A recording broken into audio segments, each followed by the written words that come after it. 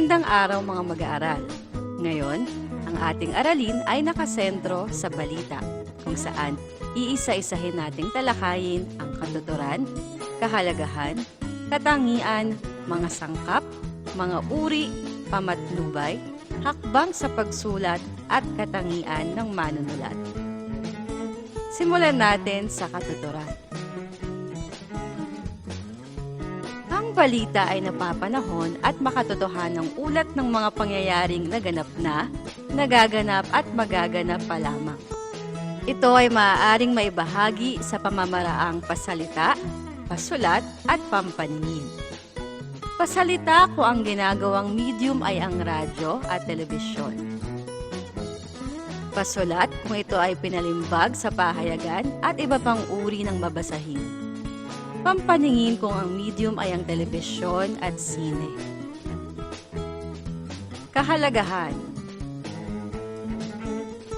Nagbibigay impormasyon, nagtuturo, lumilibang, nakapagpapabago.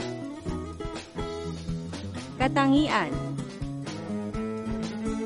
Kawastuhan, ang mga datos ay inilahad ng walang labis, walang kulang. Katimbangan. Inilahad ang mga datos na walang kinikilingan sa alinmang panig ng sangkot. Makatotohanan. Ang mga impormasyon ay tunay at aktwal at hindi gawa-gawa lamang. Kaiklian. Ang mga datos ay inilahad ng diretsahan, hindi maligoy. Sangkap. Ang isang balita ay magiging balita lamang kung ito ay nakapupukaw ng interes ng mga tagapakinig o mambabasa. Kaya maaaring sabihin, ang anumang kaganapan na balita para sa isa ay hindi balita para sa iba. Narito ang mga sangkap ng balita. Kapanahunan. Ito ay bago pa lamang nangyari o maaaring matagal nang nangyari, ngunit ngayon lamang natuklasan. Kalapitan. Mas interesado ang mga tagapakinig o mambabasa na malaman ang nangyayari sa kanilang paligid o pamayanan kaysa sa malalayong lugar. Kabantugan. Tumutukoy sa pagiging prominente o sa pagiging kilala ng taong sangkot sa pangyayari. Kakatwahan o kaibahan. Mga pangyayaring di karaniwan tulad halimbawa ng isang tao na nangagat ng aso o ng isang hayop na dalawa ang ulo. Tunggalian. Ito ay tumutukoy hindi lamang sa laban ng tao laban sa kapwa-tao, maaari itong pakikibakan ng tao laban sa kalikasan o ng tao laban sa kanyang sarili. Makataong kawilihan. Ito ay tumutukoy sa mga pangyayaring nakapupukaw sa iba't ibang uri ng emosyon ng tao, pag-ibig, poot, simpatya, inggit at iba pa. Romansa at pakikipagsapalaran. Tinatalakay dito hindi lamang ang buhay pag-ibig ng isang tao katulad ng mga artista, kundi ang pakikipagsapalaran din ng mga ordinaryong tao tulad ng pagliligtas ng batang si Ron na mahilom sa kanyang mga kapatid sa nasusunog nilang bahay. Pagbabago at kaunlaran.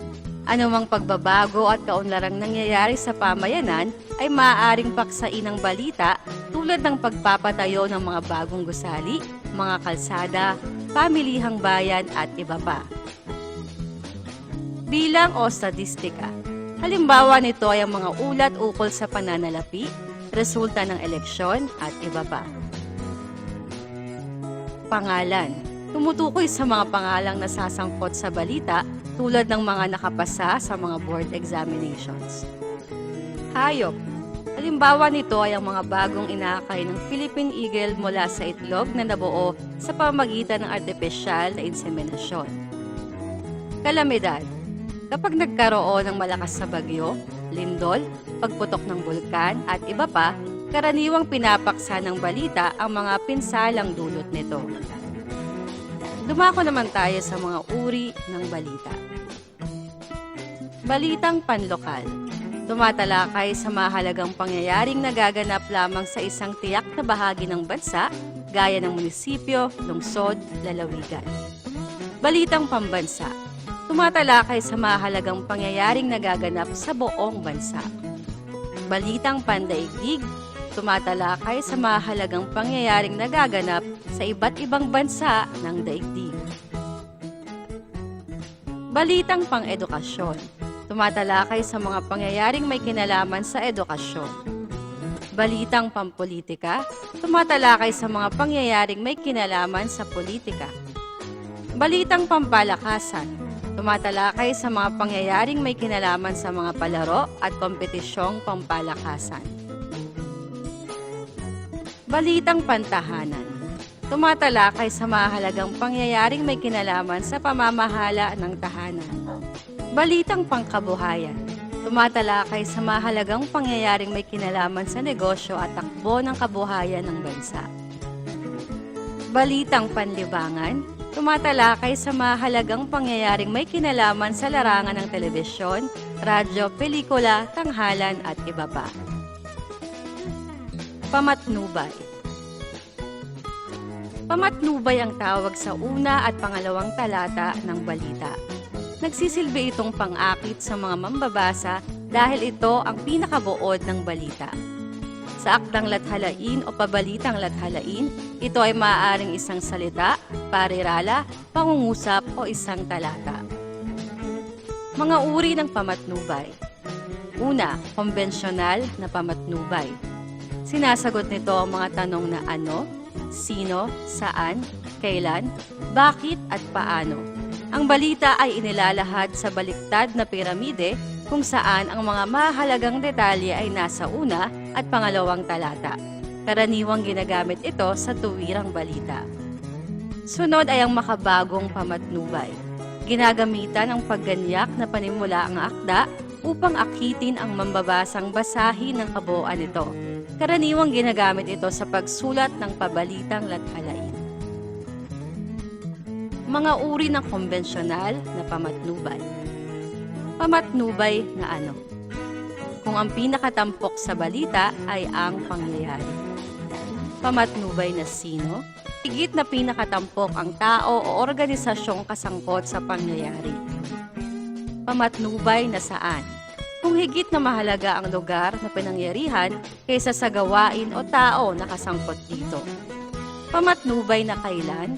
Hindi gaanong gamiting pamatnubay dahil ginagamit lamang ito kung higit na mahalaga ang petsa kaysa sa iba pang aspeto ng mga pangyayari. Pamatnubay na bakit? Kung ang dahilan o sanhi ng pangyayari ang pinakamahalaga. At pamatnubay na paano? Kung ang kaparaanan ng pangyayari ang pinakamabisang anggulo na dapat itampo. Tandaan, sa pagpapasya kung aling uri ng konbensyonal na pamatnubay ang itatampok, dapat munang alamin ng manunulat kung aling anggulong balita ang higit na mahalaga. Kapag parehong matimbang ang ano at sino, unang itatampok ang sino dahil higit na mahalaga ang tao kaysa sa mga bagay at pangyayari. Pagsulat ng mabisang pamatnubay. Una, gumamit ng payak na pangungusap. Huwag isulat ang lahat ng kasagutan sa mga tanong na ano, sino, saan, kailan, paano at bakit sa isang pangungusap lamang kung ito ay makasisira sa kaisipan ng talata at makalilito sa mambabasa. Alalahaning ang pangalawang talata ay pamatnubay din. Huwag uliting gamitin ng mahalaga o di karaniwang salita sa isang pangungusap. Iwasan ang pag-uulit ng mga sugnay, parirala, at mga iba pang katulad nitong gramatikong kayarian. Hakbang sa pagsulat. Narito ang mga hakbang sa pagsulat ng balita. Una, isulat kaagad ang balita matapos makalap. Itala ang mga datos ayon sa pababang kahalagahan. Unahing itampok ang pinakamahalagang datos bilang pamatnubay. Ibigay ang buong pangalan ng taong otoridad o pinagkunan ng datos at kanyang katungkulan. Sa muling pagbanggit sa kanya ay gamitin na lamang Ginoo at apelyido ng lalaki at Binibini o Ginang at apelyido ng babae o anumang titulo na angkop sa kanya. Iwasang magbigay ng opinyon sa balita. Maging tumpak sa paglalahad ng